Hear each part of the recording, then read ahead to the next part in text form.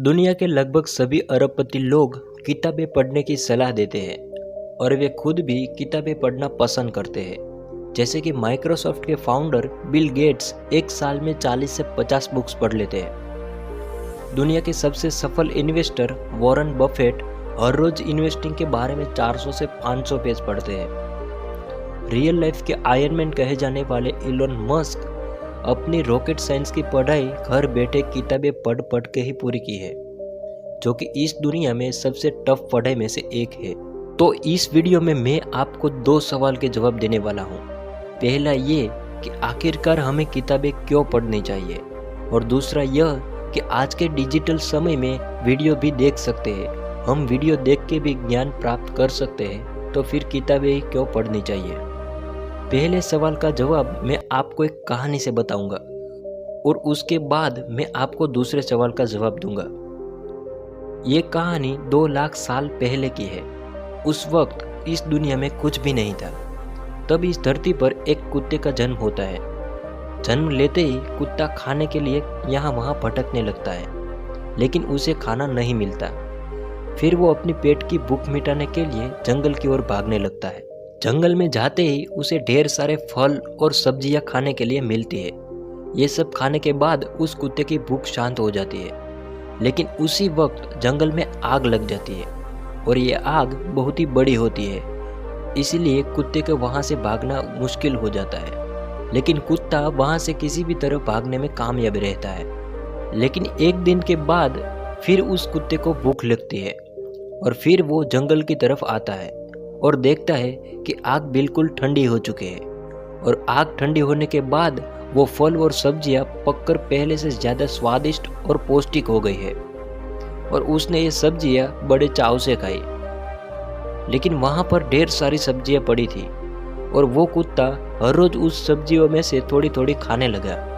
थोड़े दिन के बाद सब्जियां सड़कर खराब होने लगी, लेकिन इस बात से बेखबर कुत्ता उसे खाता ही रहा। थोड़े दिन बाद खराब सब्जियां खाने की वजह से उस कुत्ते की मौत हो गई। कुछ महीने बाद एक दूसरे कुत्ते का जन्म होता है। वो भी खाना ढूंढता है। खाने के लिए वो भी जंगल में जाता है। उस जंगल में भी आग लगती है, उसमें भी सब्जियां होती है और वो भी सब्जियां सड़ने लगती है, और उस कुत्ते की भी मौत सड़ी हुई सब्जियां खाने की वजह से ही होती है। फिर से कुछ महीने बाद एक कुत्ते का जन्म होता है और फिर वही चक्र चलता रहता है। लेकिन एक बार एक मनुष्य का जन्म होता है। वो भी उस कुत्ते की तरह खाने के लिए यहाँ वहाँ भटकने लगता है। खाना ना मिलने के कारण वो भी जंगल की तरफ रुख करता है। उन्हें भी सब्जियाँ मिलती है और वो खा लेता है, लेकिन फिर से उस जंगल में आग लग जाती है। वो मनुष्य भी उस जंगल से भाग जाता है, लेकिन वापस खाने की तलाश में जंगल में ही आता है। कई दिनों तक वो पकी हुई सब्जियां खाने लगता है। वो सब्जियां सड़ने लगती है, लेकिन फिर भी वो मनुष्य उस सब्जियों को खाने लगता है। एक दिन उसकी भी मौत खराब सब्जियां खाने की वजह से ही हो जाती है।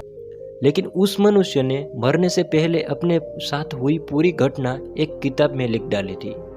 थोड़े महीने बाद फिर एक मनुष्य का जन्म होता है।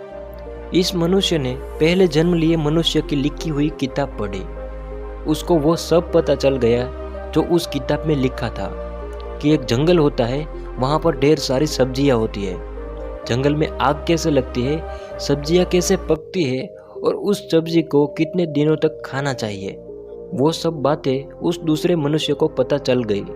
इन सब बातों को पता लगने के कारण वो दूसरा मनुष्य कई दिनों तक जिंदा रहा, और जब भी उसे समय मिलता तो वे सूखी पत्तियों, गोबर और पत्थरों पानी इकट्ठा करने लगा, और जब भी उस जंगल में आग लगी तो ये सब चीज़ें उसमें डाल दी।